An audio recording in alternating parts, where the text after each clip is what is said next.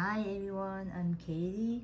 Yesterday I bought the monster chair at the Parma store, and this is the first time we bought a collectible from them. Today we want to unbox it with you all, and the price I paid was $36, including the shopping bag, which was 40 cents.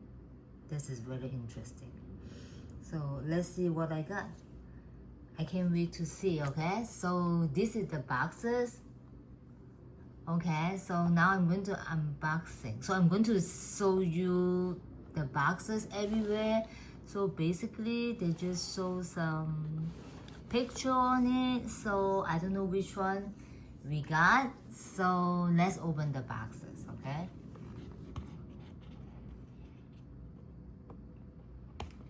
I heard this come with a cup, but I don't know. And what color I get? Let's see. Wow, what inside? Very interesting. Wow, do you know what we got? Oh my god. So we got the green one, and the cup is translucent, and so this is the labubu.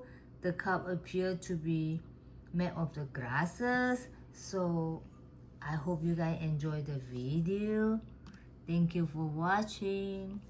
Bye.